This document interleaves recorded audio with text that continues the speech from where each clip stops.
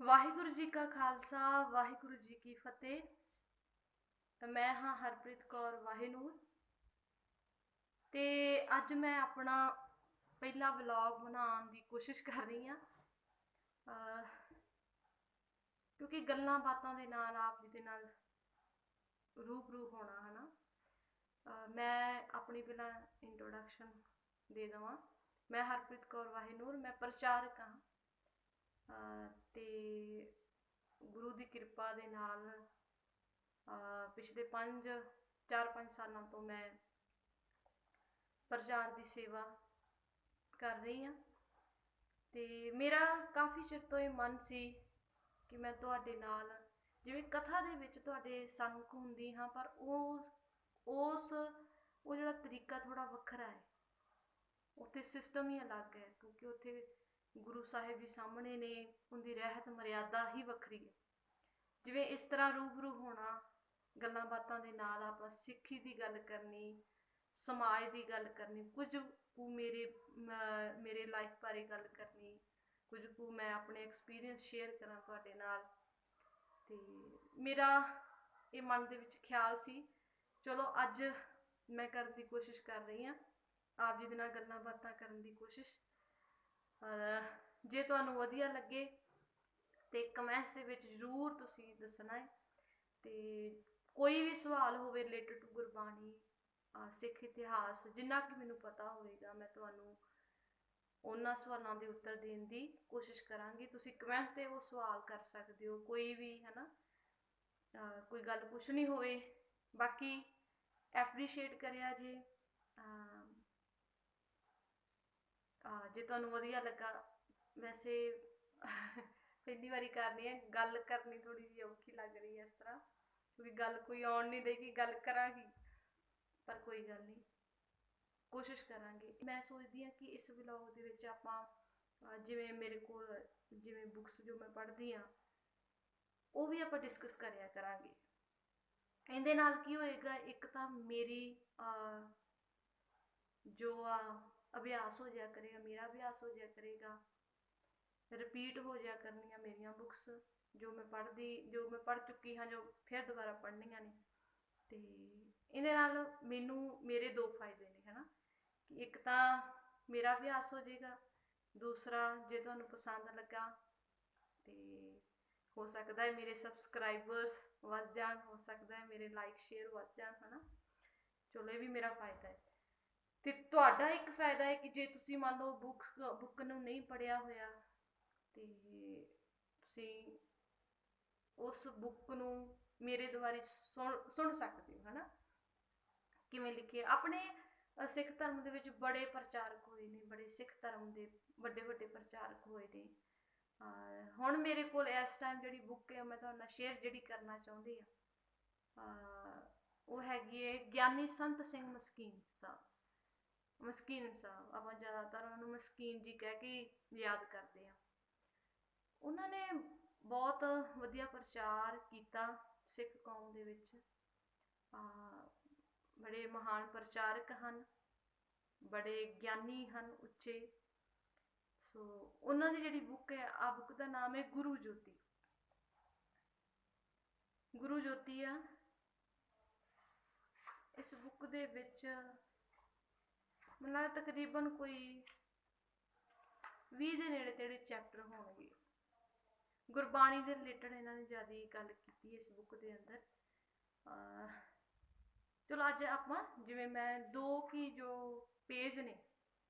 ਦੇ ਵਿੱਚ ਇੱਕ ਚੈਪਟਰ ਉਹਨਾਂ ਨੇ ਕੰਪਲੀਟ ਕਰ ਦਿੱਤਾ ਹੈ, ਉਹ ਮੈਂ ਆਪ ਜੀ ਦੇ ਸਾਹਮਣੇ ਰੱਖਾਂਗੀ, ਨਾਲੇ ਆਪਾਂ ਗੱਲਾਂ ਬਾਤਾਂ ਕਰਾਂਗੇ। ਬਾਕੀ ਤੁਸੀਂ ਮੈਨੂੰ ਦੱਸਿਓ, ਹੈ ਨਾ, ਕਿਉਂਕਿ ਮੇਰੇ ਕੋਲ ਇੰਨੀਆਂ ਗੱਲਾਂ ਬਾਤਾਂ ਹੈਗੀਆਂ ਨਹੀਂ ਇਸ ਵਕਤ, ਕਿਉਂਕਿ ਮੈਨੂੰ ਲੱਗਦਾ ਹੈ ਕਿ ਹੁਣ ਦੇਖੋ ਆਪਣੀ ਪਿੰਡਾਂ ਦੀ ਲਾਈਫ ਜਿਹੜੀ ਉਹ ਸਿੰਪਲ ਹੈ, ਕੋਈ ਸਪੈਸ਼ਲ ਮੂਵਮੈਂਟ ਨਹੀਂ ਹੈਗਾ। ਸਪੈਸ਼ਲ ਮੂਵਮੈਂਟ ਕੋਈ ਨਹੀਂ ਹੈਗਾ, ਬਸ ਇੱਕ ਇਹ ਆ ਕਿ ਜਦੋਂ ਆਪਾਂ ਜੇ ਕਿਸੇ ਚੀਜ਼ ਨੂੰ ਕੈਪਚਰ ਕਰਨਾ ਹੈ ਤੇ ਸਪੈਸ਼ਲ ਮੂਵਮੈਂਟ ਵੀ ਕ੍ਰੀਏਟ ਕਰਨਾ ਪਵੇਗਾ, ਹੈ ਨਾ।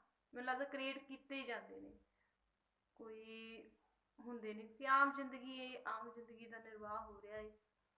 ਤੇ ਕੋਈ ਗੱਲ ਨਹੀਂ, ਅੱਗੇ ਜਿਵੇਂ ਤੁਹਾਨੂੰ ਵਧੀਆ ਲੱਗੇਗਾ ਆਪਾਂ ਕਰਾਂਗੇ, ਹੈ ਨਾ। ਇੱਕ ਮਰਿਆਦਾ ਦੇ ਵਿੱਚ ਰਹਿ ਕੇ। ਤੇ ਮੈਂ ਹੁਣ ਤੁਹਾਡੇ ਨਾਲ ਸ਼ੇਅਰ ਕਰਾਂ, ਮੇਰੇ ਪੇਰੈਂਟਸ ਬਾਹਰ ਬੈਠੇ ਨੇ, ਮੈਂ ਵੀ ਦੱਸਦਾ ਨਾਲ ਦੀ ਨਾਲ। ਪੇਰੈਂਟਸ ਬਾਹਰ ਬੈਠੇ ਨੇ, ਮੈਨੂੰ ਡੈਡ ਮੇਰੇ ਡੈਡੀ ਜੀ ਮੋਬਾਈਲ ਤੇ ਕੋਈ ਖਬਰਾਂ ਹੀ ਸੁਣ ਰਹੇ ਨੇ। ਅੱਜ ਸੱਚ 14 ਮਾਰਚ ਹੈ ਨਾ, 14 ਮਾਰਚ। ਤੇ ਮੈਂ ਵੀ ਤੁਹਾਨੂੰ ਦੱਸਣਾ ਭੁੱਲ ਗਈ ਸੀ, ਇਹ ਦਿਨ ਸਪੈਸ਼ਲ ਆ ਮੇਰੇ ਲਈ। ਕਿਉਂ? ਕਿਉਂਕਿ ਅੱਜ ਤਾਂ ਇੱਕ ਨਾਨਕਸ਼ਾਹੀ ਕੈਲੰਡਰ ਦੇ ਅਨੁਸਾਰ ਨਵਾਂ ਸਾਲ ਵੀ ਚੜ੍ਹਿਆ ਹੈ ਤੇ ਸੰਗਰਾਂਦ ਦਾ ਦਿਨ ਹੈ, ਨਵਾਂ ਮਹੀਨਾ, ਚੇਤ ਦਾ ਮਹੀਨਾ, ਪਹਿਲੀ ਚੇਤ ਹੈ ਨਾ। ਤੇ ਇੱਕ ਅੱਜ ਮੇਰਾ ਜਨਮ ਦਿਨ ਵੀ ਹੈ। ਸੋ ਆਪਣੀਆਂ ਬਲੈਸਿੰਗਸ ਜ਼ਰੂਰ ਦਿਆ ਜੀ।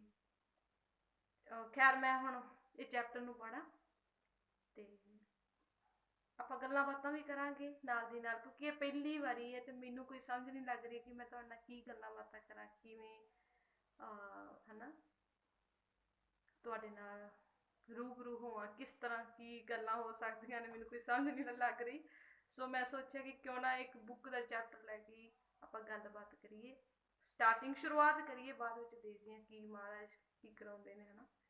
ਬਾਕੀ ਮੈਨੂੰ ਤੁਸੀਂ ਦੱਸਿਓ।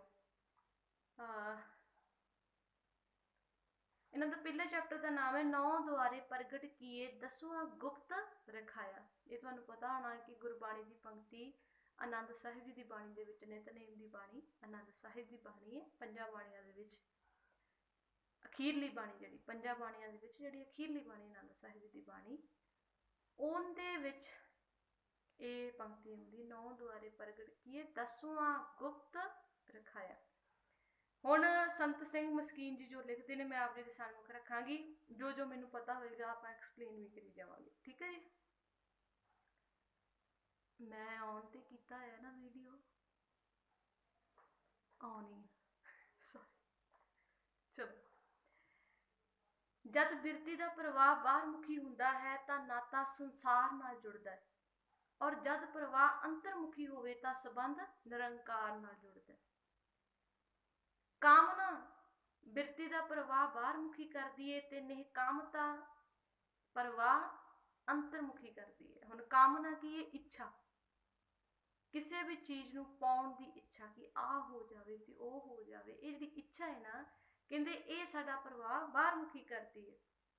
ਵੈਸੇ ਅਸਲ ਵਿੱਚ ਜੇਕਰ ਧਰਮ ਦੀ ਗੱਲ ਕਰੀਏ ਨਾ, ਬੰਦਾ ਬੈਲੈਂਸ ਹੋਵੇ, ਬੈਲੈਂਸ ਹੋਣ ਦੀ ਜਾਂ ਮਨ ਦੀ ਸੰਤੁਸ਼ਟੀ ਦੀ ਮੈਂ ਗੱਲ ਕਰਾਂ ਤੇ ਮਨ ਦੀ ਸੰਤੁਸ਼ਟੀ ਕੀ ਹੈ ਕਿ ਨਿਹਕਾਮ, ਕੋਈ ਕਾਮਨਾ ਨਾ ਹੋਵੇ ਹਨਾ, ਅੰਦਰ ਕੋਈ ਵੀ ਇੱਛਾ ਨਾ ਹੋਵੇ। ਹੁਕਮ ਦੇ ਵਿੱਚ ਇਹੀ ਮਤਲਬ ਹੈ ਕਿ ਜੋ ਹੋਈ ਜਾ ਰਿਹਾ ਹੁਕਮ ਦੇ ਵਿੱਚ ਹੈ, ਕੋਈ ਕਾਮਨਾ ਨਾ ਰੱਖੀ ਜਾਵੇ, ਕਿਉਂਕਿ ਕਾਮਨਾ ਦੇ ਨਾਲ ਹੀ ਦੁੱਖ ਪੈਦਾ ਹੁੰਦੇ ਨੇ। ਕਾਮਨਾ ਆਈ, ਉਮੀਦਾਂ ਆਈਆਂ, ਫਿਰ ਦੁੱਖ, ਸਾਰਾ ਕੁਝ ਫਿਰ ਇਹਨਾਂ ਦੇ ਮਗਰ ਹੀ ਤੁਰਿਆ ਹੁੰਦਾ ਹੈ ਨਾ। ਇੱਛਾ ਦੁੱਖ ਦਾ ਕਾਰਨ ਹੈ, ਗੁਰਬਾਣੀ ਵੀ ਕਹਿੰਦੀ ਹੈ, ਠੀਕ ਆ। ਅੱਗੇ ਲਿਖਦੇ ਨੇ, ਕੁਝ ਰਸ ਬਾਹਰ ਪਏ ਹਨ ਜਿਨ੍ਹਾਂ ਦਾ ਰਸ ਮਾਣਨ ਲਈ ਬਾਹਰ ਜਾਣਾ ਪੈਂਦਾ ਹੈ, ਤੇ ਬਾਹਰ ਜਾਣ ਲਈ 9 ਦਰਵਾਜ਼ੇ ਹਨ। 9 ਦਰਵਾਜ਼ੇ ਹਨ। 9 ਦੁਆਰੇ ਪ੍ਰਗਟ ਕੀਏ 10ਵਾਂ ਗੁਪਤ ਰਖਾਇਆ। ਇਹਨਾਂ 9 ਇੰਦਰੀਆਂ ਨਾਲ ਸੰਸਾਰ ਨਾਲ ਸੰਬੰਧ ਜੁੜਦਾ ਹੈ ਤੇ ਸੰਸਾਰ ਦਾ ਸਾਰਾ ਰਸ ਇਹਨਾਂ 9 ਇੰਦਰੀਆਂ ਦੇ ਅਧੀਨ ਹੈ। ਬਾਹਰ ਦੀ ਯਾਤਰਾ 9 ਇੰਦਰੀਆਂ ਦੇ ਆਸਰੇ ਹੈ, ਪਰ ਅੰਦਰ ਦੀ ਯਾਤਰਾ ਵਾਸਤੇ ਇੱਕੋ ਹੀ ਦੁਆਰ ਹੈ, ਉਹ ਹੈ 10ਵਾਂ ਦੁਆਰ, ਤੇ ਦੁਆਰ ਤਾਲੂ ਵਿੱਚ ਗੁਪਤ ਹੈ। ਇਸ ਗੁਪਤ ਦੁਆਰ ਤੋਂ ਲੰਘ ਕੇ ਹੀ ਪਰਮ ਪੁਰਖ ਤੱਕ ਪਹੁੰਚੀਦਾ ਹੈ। ਜਿਤ ਦਰ ਵਸੈ ਕਮਨ ਦਰ ਕਹੀਐ, ਦਰਾ ਭੀਤਰ ਦਰ ਕਮਨ ਲਹਿ। ਹੁਣ ਇਹ ਤਾਂ ਜਿਨ੍ਹਾਂ ਦੇ ਜੀਵਨ ਵਿੱਚ ਪ੍ਰੈਕਟੀਕਲ ਹੈ ਨਾ, ਉਹੀ ਗੱਲ ਨੂੰ ਸਮਝ ਸਕਦੇ ਨੇ, ਪਰ ਅਸੀਂ ਕਿੰਤੂ ਪਰੰਤੂ ਨਾ ਕਰਕੇ, ਹੁਣ ਦੇਖੋ ਜਿਵੇਂ ਨਾ ਅਸੀਂ ਕਈ ਚੀਜ਼ਾਂ ਤੇ ਸਵਾਲ ਕਰਦੇ ਹਾਂ, ਇਹ ਕਿਵੇਂ, ਉਹ ਕਿਵੇਂ, ਪਰ ਤੁਰਦੇ ਨਹੀਂ, ਇਹ ਕਿਸ ਤਰ੍ਹਾਂ, ਉਹ ਕਿਸ ਤਰ੍ਹਾਂ। ਜਿਵੇਂ ਇੱਕ ਮੈਨੂੰ ਮੈਥ ਬਹੁਤ ਵਧੀਆ ਲੱਗਦਾ ਹੈ, ਮੈਥ ਕਰਨਾ ਮੈਨੂੰ ਬਹੁਤ ਪਸੰਦ ਹੈ। ਤੇ ਮੈਂ ਐਗਜ਼ਾਮਪਲ ਦੇਣ ਲੱਗੀ ਹਾਂ ਨਾ, ਦੱਸ ਰਹੀ ਹਾਂ ਆਪਣੇ ਬਾਰੇ ਵੀ, ਕਿ ਹੁਣ ਦੇਖੋ ਜਦੋਂ ਮੈਥ ਦਾ ਕੋਈ ਸਮ ਸੀ ਨਾ, ਪਹਿਲਾਂ ਜਿਹੜਾ ਆਪਾਂ ਸਮ ਕਰਦੇ ਹਾਂ, ਕਿਸੇ ਚੀਜ਼ ਨੂੰ ਪ੍ਰੂਵ ਕਰਨ ਲਈ ਪਹਿਲਾਂ ਉੱਥੇ ਲੈਟ ਕਰਨਾ ਪੈਂਦਾ, ਉਹਨੂੰ ਮੰਨਣਾ ਪੈਂਦਾ। ਲੈਟ ਕਰ ਲਓ x = this, ਫਿਰ ਉਸ ਤੋਂ ਤੁਰਦੇ ਹਾਂ, ਫਿਰ ਹੌਲੀ ਹੌਲੀ ਪ੍ਰੂਵ ਕਰ ਦਿੰਦੇ ਹਾਂ। ਇਸੇ ਤਰ੍ਹਾਂ ਹੀ ਧਰਮ ਦੇ ਰਸਤੇ ਤੇ ਵੀ ਸਾਨੂੰ ਪਹਿਲਾਂ ਲੈਟ ਕਰਨਾ ਪਵੇਗਾ, ਕਿਉਂਕਿ ਦੂਜੇ ਦੇ ਐਕਸਪੀਰੀਅੰਸ ਨੂੰ ਸਾਨੂੰ ਮੰਨਣਾ ਪਵੇਗਾ, ਫਿਰ ਤੁਰਨਾ ਪਵੇਗਾ। ਹਾਂ, ਸਾਡਾ ਐਕਸਪੀਰੀਅੰਸ ਵੱਖਰਾ ਜ਼ਰੂਰ ਹੋਵੇਗਾ, ਪਰ ਮੰਨਣਾ ਪਹਿਲਾਂ ਸਾਨੂੰ ਦੂਜੇ ਨੂੰ ਸੁਣ ਕੇ ਤੁਰਨਾ ਪਵੇਗਾ। ਇਹ ਨਹੀਂ ਕਿ ਆਪਾਂ ਨੂੰ, ਇਹ ਤਾਂ ਵੈਸੇ ਮਾਲਕ ਦੀ ਕਿਰਪਾ ਹੈ, ਜੇ ਮਾਲਕ ਚਾਹਣ ਤਾਂ 1 ਸਕਿੰਟ ਦੇ ਵਿੱਚ ਬਰਕਤ ਪਾ ਦਿੰਦੇ ਨੇ ਝੋਲੀ ਦੇ ਵਿੱਚ, ਜੇ ਨਹੀਂ ਤਾਂ ਨਹੀਂ, ਹੈ ਨਾ, ਇਹ ਵੀ ਗੱਲ ਹੈ। ਸੋ ਅੱਗੇ ਉਹਨਾਂ ਦਾ ਬਚਨ ਕਹਿੰਦੇ, ਇਸ ਦਰਵਾਜ਼ੇ ਤੱਕ ਕਦੀ ਕੋਈ ਖੁਸ਼ਕਿਸਮਤ ਹੀ ਪਹੁੰਚਦਾ ਹੈ, ਨਹੀਂ ਤਾਂ 9 ਦਰਵਾਜ਼ਿਆਂ ਵਿੱਚ ਹੀ ਜੀਵ ਭਟਕ ਕੇ ਰਹਿ ਜਾਂਦਾ ਹੈ। 9 ਘਰ ਦੇਖ ਜੋ ਕਾਮਨ ਭੁੱਲੀ, ਬਸਤ ਅਨੂਪ ਨਾ ਪਾਈ, ਕਹਿਤ ਕਬੀਰ ਨਵੇਂ ਘਰ ਮੂਸੇ, 10ਵੇਂ ਤਤ ਸਮਾਈ। ਅੰਦਰੋਂ ਸ਼ਬਦ ਦੀ ਗੁੰਜਾਰ ਪਾ ਕੇ ਉਸ ਵਿੱਚ ਧਿਆਨ ਜੋੜਨ ਨਾਲ ਸਹਿਜੇ ਸਹਿਜੇ ਸਤਿਗੁਰੂ ਜੀ ਦੀ ਕਿਰਪਾ ਨਾਲ ਸੁਰਤ ਅੰਤਰਮੁਖੀ ਹੋਣ ਲੱਗ ਪੈਂਦੀ ਹੈ, ਔਰ ਜਪ ਲਗਾਤਾਰ ਜਾਰੀ ਰਿਹਾ ਤਾਂ ਸੁਰਤ 10ਵੇਂ ਦੁਆਰ ਨੂੰ ਛੂਹ ਲੈਂਦੀ ਹੈ। ਭਾਈ ਵੀਰ ਸਿੰਘ ਜੀ ਵੀ ਕਹਿੰਦੇ ਨੇ, ਭਾਈ ਵੀਰ ਸਿੰਘ ਜੀ ਦੇ ਬਚਨ ਹੈ, ਮੈਂ ਉਹਨਾਂ ਦੀ ਵੀ ਬੁੱਕ ਉਹ ਵੀ ਤੁਹਾਡੇ ਨਾਲ ਸ਼ੇਅਰ ਕਰਾਂਗੀ।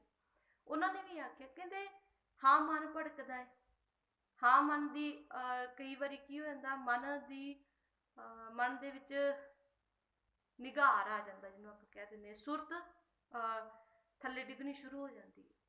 ਪਰ ਕਹਿੰਦੇ ਇਹਦਾ ਦਾਰੂ ਹੈ। ਦਾਰੂ ਕੀ ਹੈ? ਦਾਰੂ ਹੈ ਕਿ ਸਿਮਰਨ ਵਿੱਚ ਲੱਗੇ ਰਹਿਣਾ, ਪਰਮੇਸ਼ਵਰ ਨੂੰ ਯਾਦ ਕਰਦੇ ਰਹਿਣਾ ਨਿਰੰਤਰ।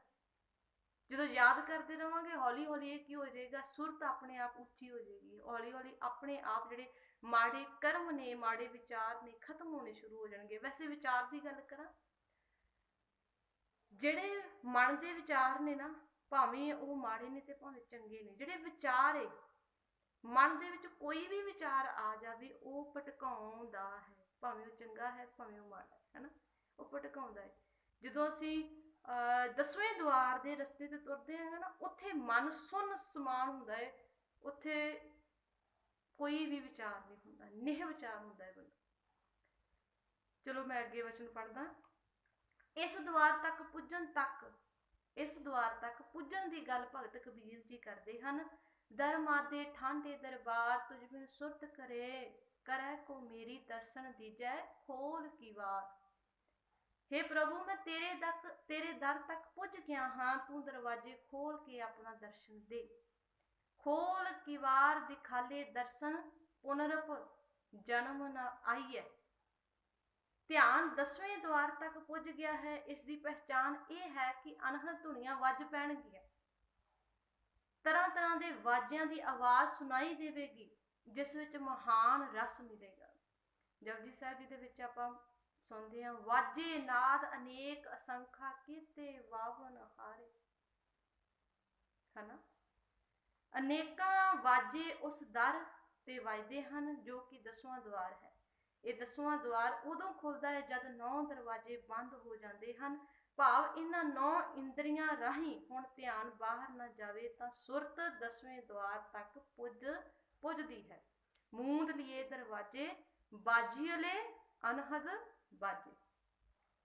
ਸਹਿਜੇ ਸਹਿਜੇ ਫੁਰਨੇ ਮਿਟਣ ਲੱਗ ਪੈਂਦੇ ਹਨ ਤੇ ਉਸ ਦਰ ਤੱਕ ਆਪਣਾ ਨਸੀਬ ਹੋ ਜਾਂਦਾ ਹੈ ਜੋ ਅਫੁਰ ਹੈ। ਜਿਵੇਂ ਪਹਿਲਾਂ ਬੇਨਤੀ ਕੀਤੀ ਹੈ ਨਾ, ਪਹਿਲਾਂ ਮੈਂ ਤੁਹਾਨੂੰ ਦੱਸਿਆ ਕਿ ਜਿੱਥੇ ਕੋਈ ਵਿਚਾਰ ਹੀ ਨਾ ਆਵੇ, ਕੋਈ ਫੁਰਨਾ ਨਹੀਂ, ਸੁਨ ਸਮਾਦ ਅਨਹਦ ਤੇ ਨਾਦ, ਕਹਿਣ ਨਾ ਜਾਈ ਅਚਰਜ ਵਿਸਮਾਦ। ਸੋ ਅੱਗੇ ਵਚਨ ਕਰਦੇ ਨੇ,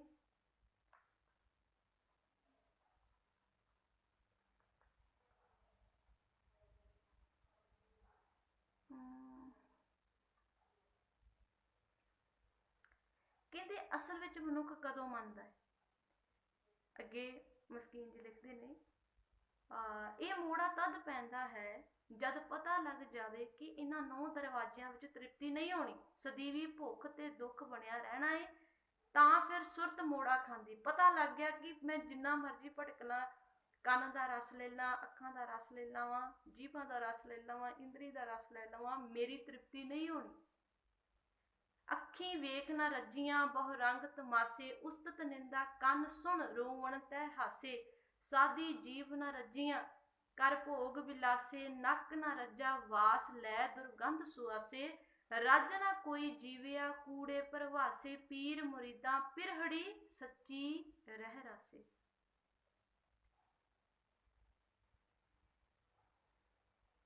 फिर जदों 10वें द्वार का दर्शन हो गया जां वो रस मिल गया, फिर जिवें पंजवें पातशाह जी का वचन है, कह लगे मैं बहु न तृष्णा भुखड़ी हों रज्जा तृप्त अगाए जियो। हुण मैनू कोई तृष्णा नहीं, हुण मैनू कोई भुख नहीं, हुण मैं रज चुकी हाँ।